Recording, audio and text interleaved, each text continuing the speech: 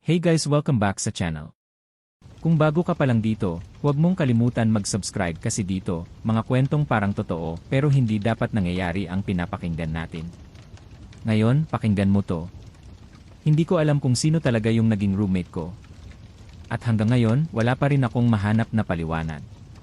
Nangyari ito noong college pa ako.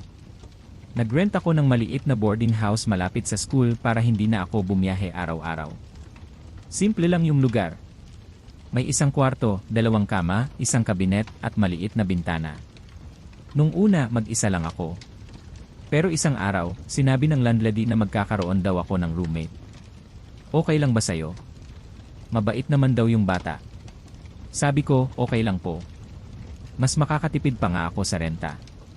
Kinagabihan, pag uwi ko galing school, may gamit na sa kabilang kama. May backpack. May damit. May tsinelas. Mukhang may nakalipat na nga. Pero wala yung roommate ko. Akala ko nasa labas lang. Lumipas ang ilang araw. Napansin kong hindi ko pa rin siya nakakasabay. Paggising ko sa umaga, wala na siya. Pagbalik ko naman sa gabi, minsan may bagong gamit sa kama niya. Parang may taong gumagamit talaga. Pero hindi ko siya makita. Minsan naririnig ko rin na may gumagalaw sa gabi. Mahinang yabag. Kaluskos ng plastic. Tunog ng kabinet na binubuksan. Normal lang naman sa boarding house. Kaya hindi ko pinansin. Hanggang sa isang gabi. Nagising ako mga 2:00. Nauuhaw kasi ako. Pagmulat ko ng mata, may nakaupo sa kabilang kama. Madilim. Hindi ko makita ng maayos yung mukha. Pero malinaw na may tao. Nakaupo lang. Tahimik. Nakayuko. Akala ko roommate ko. Sabi ko pa, "Uy, hindi ka pa natutulog?" Walang sagot. Kaya bumalik na lang ako sa higaan. Pagkagising ko kinabukasan, walang tao. At maayos na naman yung kama. Parang walang natulog doon. Doon na ako nagsimulang kabahan. Kaya tinanong ko yung landlady. Sino po ulit yung roommate ko? Nagtaka siya. Saan? Dito po sa kwarto ko. Bigla siyang natahimik. Tapos sabi niya, "Anak, wala kang roommate." Natawa pa ako. Akala ko nagbibiro. Pero seryoso siya. Sabi niya, ilang buwan nang bakante yung kabilang kama. Wala raw siyang pinapasok na bagong tenant. Nanlamig ako. Sabi ko, yung mga gamit po. Napakunot no siya. Anong gamit daw? Pagbalik ko sa kwarto, wala na. Yung backpack, yung damit, yung tsinelas, lahat.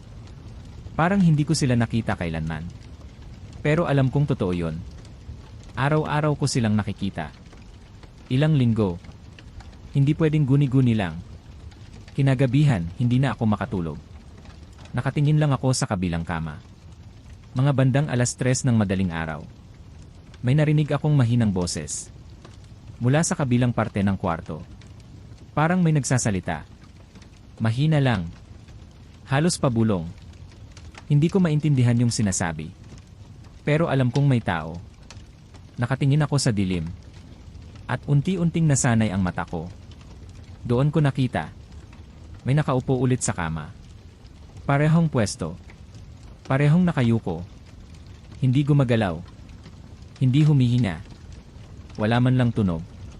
Kinabukasan, umalis ako agad sa boarding house. Hindi ko na hinintay matapos ang semester. Pagkatapos nun, hindi na ako bumalik. Pero may isang bagay na hindi ko makalimutan. Bago ako umalis, may nakasalubong akong matandang kapitbahay. Tinanong niya ako kung lilipat na raw ba ako. Sabi ko, ngumiti siya. Tapos sabi niya, akala ko nga may kasama ka na ulit doon. Katulad nung dating nakatira. Hindi ko na siya pinagtanong. Ayoko nang malaman pa. At hanggang ngayon, hindi ko pa rin alam kung sino yung nakikita kong natutulog sa kabilang kama. Pero sigurado akong hindi siya tenant. At sigurado rin akong hindi ako nag-iisa noon sa kwartong iyon. Kung umabot ka hanggang dito, salamat. Pero bago ka umalis din, check mo muna kung may gumagalaw sa likod mo. See you sa susunod na kwento.